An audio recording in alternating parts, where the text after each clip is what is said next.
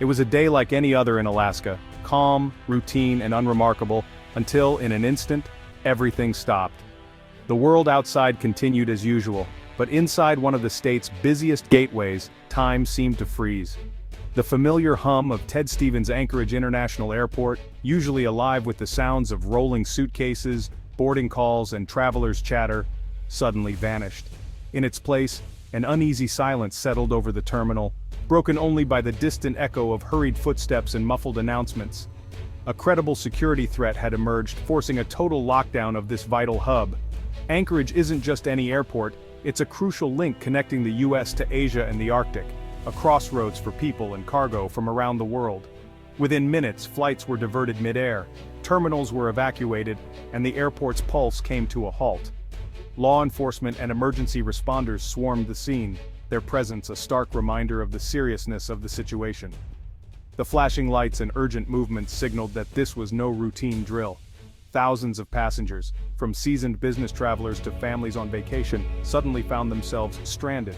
Confusion quickly turned to concern as information trickled in, and the reality of the lockdown set in. For many, the uncertainty was as unsettling as the threat itself. The shutdown sent shockwaves through global aviation. Anchorage is a key refueling and cargo stop for international flights, so the disruption rippled far beyond Alaska, delaying shipments, stranding crews, and costing millions in lost revenue and logistics headaches. But this was about more than inconvenience. The lockdown signaled a danger so serious that authorities were willing to halt everything, no matter the cost, to protect lives. The decision to shut down an airport is never taken lightly. Airports are more than just transit points. They're critical infrastructure, essential to the movement of people, goods, and ideas. And, unfortunately, that makes them prime targets for those who wish to disrupt or do harm. The protocols for such shutdowns are strict, shaped by hard lessons from past tragedies. Every step, from evacuation to communication, is designed to prevent new disasters and keep people safe, even if it means massive disruption. In Anchorage, multiple agencies worked together, executing these procedures with precision and calm. Their priority was clear: caution over convenience, safety over speed. Behind the scenes, countless professionals coordinated efforts to manage the crisis. The event exposed a fundamental tension in modern life: the balance between our desire for seamless, uninterrupted travel and the reality of ever-present threats. For travelers, the sudden shift from normalcy to lockdown was a jarring reminder of how fragile our routines can be. It was a stark reminder that our freedom of movement depends on a vast, often invisible security network. Most days we pass through it without a second thought, unaware of the vigilance that keeps us safe. But when that network becomes visible, when alarms sound, screens flash, and security tightens, it's a jarring wake-up call. Suddenly, the systems we take for granted are front and center, demanding our attention. The Anchorage shutdown wasn't just about one incident, it was a window into the complex, layered system built to protect us all, a system that must be ready to respond at a moment's notice, no matter the hour or the cost. And it showed just how quickly our routines, our plans, and even our sense of security can be upended by a single credible alert. In the end, it's a sobering lesson. In a connected world, vigilance is the price we pay for freedom and safety. The crisis began with a quiet, urgent message to the TSA at 9:43 a.m. A specific, credible bomb threat targeted a cargo facility. Details withheld to prevent panic and protect the investigation. Within minutes, the airport's operations director and federal security chief ordered a full ground stop. Flights were halted or diverted, terminals evacuated, and passengers moved to secure areas. Law enforcement and federal agents swept the airport, deploying bomb squads and canine units.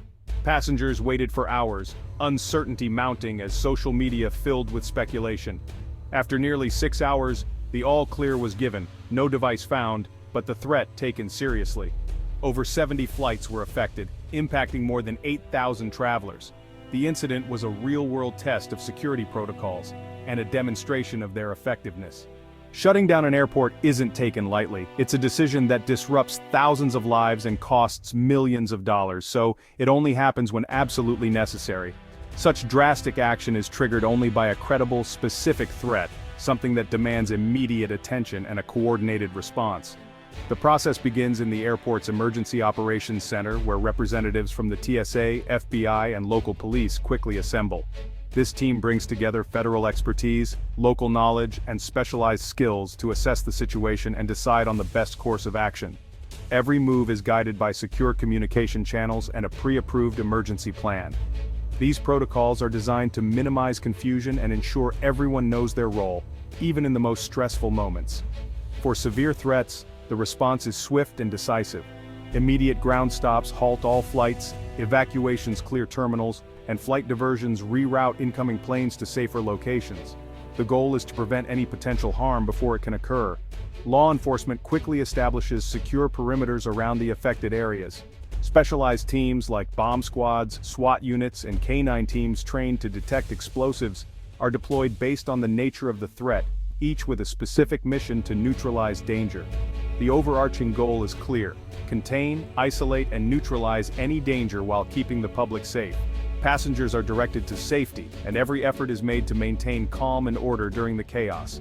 Only after a thorough sweep of the airport, rescreening of passengers, and careful inspection of all facilities does the airport begin to reopen. Safety is never rushed. Every detail is checked before normal operations resume. Meanwhile, airlines face the logistical nightmare of rescheduling flights, rebooking tickets, and managing thousands of stranded passengers.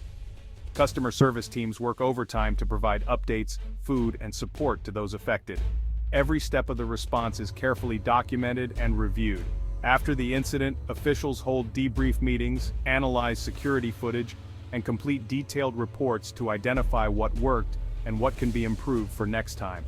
The Anchorage event is a powerful example of how these protocols, though highly disruptive, are ultimately designed to save lives and protect the public from harm. It's a system built on caution, coordination, and constant improvement, always learning from each incident to make airports safer for everyone, every day. Full airport shutdowns are rare, but security incidents are common. The TSA and FBI handle thousands of threats yearly. Most are resolved quietly.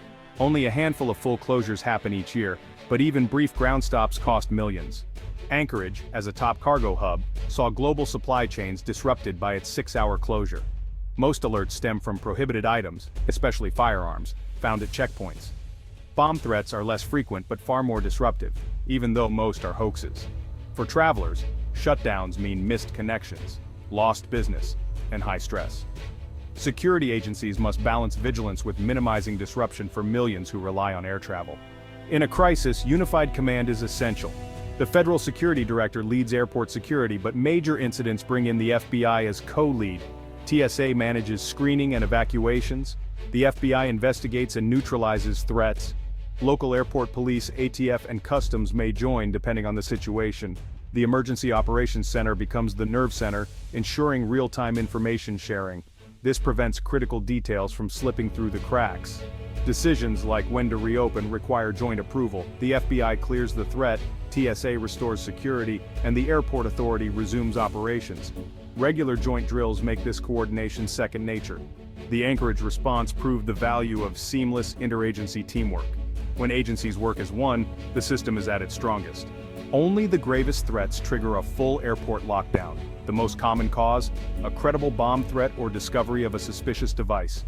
Active shooter situations also prompt immediate total shutdowns to contain the threat and protect lives. Threats against specific aircraft, like bomb plots or hijackings, can isolate planes and halt all operations. Rarely, chemical or biological threats force evacuations and specialized hazmat responses. The common thread potential for mass casualties justifies massive disruption. Every major airport plans for these scenarios, even if they're rare. The Anchorage incident was a textbook example of why these protocols exist. When lives are at stake, authorities err on the side of caution every time. Shutting down a major airport like Anchorage doesn't just affect one city or region. It sends shockwaves across the globe, impacting countless people and businesses in ways that aren't always immediately visible. The effects ripple outward, touching every corner of the aviation industry and beyond. Passengers face chaos, missed connections, lost reservations, and mounting anxiety. For many, travel plans are thrown into disarray, vacations are ruined, and important business meetings are missed. The uncertainty and stress can be overwhelming, especially for those far from home or on tight schedules. Airlines scramble to reroute planes and crews, with delays cascading through their networks. Every change creates a domino effect, leading to further disruptions at other airports and for other flights. Staff must work overtime and resources are stretched thin as they try to manage the crisis. The financial hit is huge, and costs often trickle down to consumers. Airlines face millions in losses from refunds, rebookings, and overtime pay. Travelers may see higher ticket prices in the future as companies try to recover their losses. For cargo, the impact is even broader. Anchorage's closure delayed shipments worldwide, disrupting supply chains and halting factories far from Alaska. Essential goods, medical supplies, and perishable items can be stranded, affecting businesses and consumers thousands of miles away. Each incident exposes how interconnected and vulnerable our systems are. A single disruption can reveal weak points in global logistics, reminding us how much we rely on seamless travel and transport. On the security front, a successful shutdown reassures the public that protocols work, but also highlights persistent vulnerabilities. It's a reminder that while defenses are strong, threats are always evolving. Every event is a data point for both defenders and adversaries. Security teams analyze incidents to improve their strategies, while those with malicious intent look for new weaknesses to exploit. The system must constantly adapt, learning from each incident to stay ahead of evolving threats.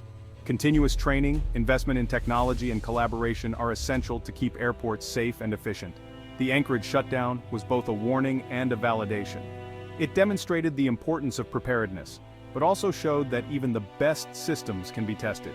It showed the stakes, and the necessity, of robust security. In a world where travel and commerce are so deeply connected, vigilance and resilience are more important than ever. Every major incident sparks a thorough review.